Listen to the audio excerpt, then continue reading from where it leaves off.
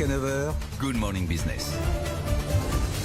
Et à 6h14, notre pépite, c'est une FinTech qui contribue à l'attractivité de la France. Vous savez qu'on fait cocorico ce matin, car EY nous révèle que nous sommes passés au numéro 1, au rang 1 en Europe pour l'attractivité des investisseurs étrangers. Alors malheureusement, il y a la crise qui vient un peu perturber cette belle progression. Mais enfin bon, on part avec de sérieux atouts pour sortir de la crise, notamment avec votre pépite, Lorraine Goumeau. Oui, notamment avec la pépite fondée par Duplex Camgrand qui est avec nous ce matin, qui a créé une start-up, une FinTech, qui aide les étudiants internationaux, futurs résidents étudiants en France, à venir s'installer dans notre pays. D'abord en leur facilitant le financement de leur arrivée.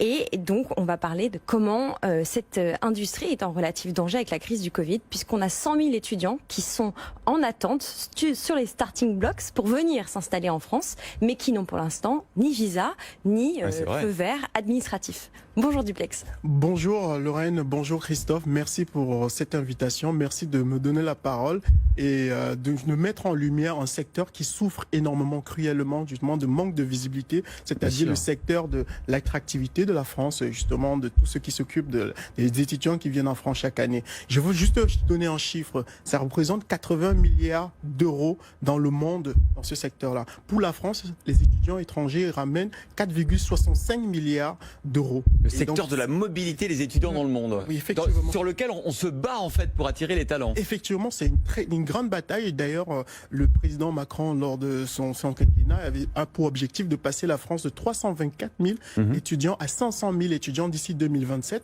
C'est pour le deuxième quinquennat. Effectivement. Donc c'est un objectif très très clair. Et la France aujourd'hui est à la 4e place. Juste pour rappeler, elle était à la 3e place il y a quelques années. Alors justement, c'est une concurrence mondiale pour attirer les talents, et pas forcément à l'intérieur de l'Europe, mais avec le reste des continents, notamment la Chine, l'Amérique du Nord, le Canada et l'Australie. Comment expliquer que la France arrive à émerger et à attirer vos clients et puis les étudiants internationaux, malgré tout, en 4e position?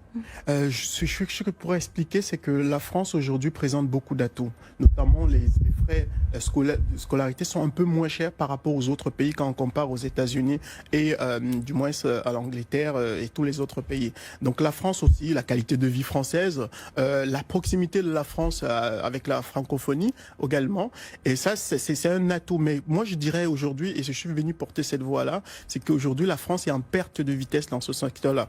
Pourquoi? Parce que la France est l'un des rares gouvernements à n'avoir pas communiqué pour la rentrée de septembre 2020. On est resté dans le flou. On est resté dans le flou. Il y a plus de 100 000 étudiants aujourd'hui qui ont des admissions, qui ne savent pas comment ça va se passer pour la rentrée de septembre. Alors dites-nous Duplex ce que vous faites, ce que votre FinTech fait pour les étudiants de manière générale, qu'est-ce que vous proposez comme service, et aujourd'hui, comment vous communiquez avec eux justement sur l'absence de règles pour la France, le flou pour la rentrée prochaine?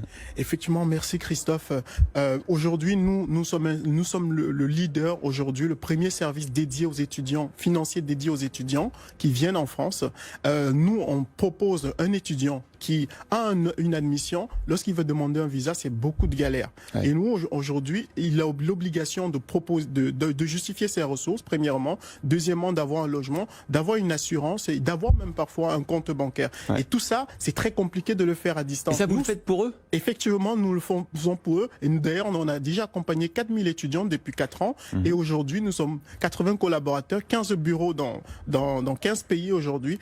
Et justement, on a réussi à avoir plusieurs prix. Donc, c'est quoi le business model de Studely?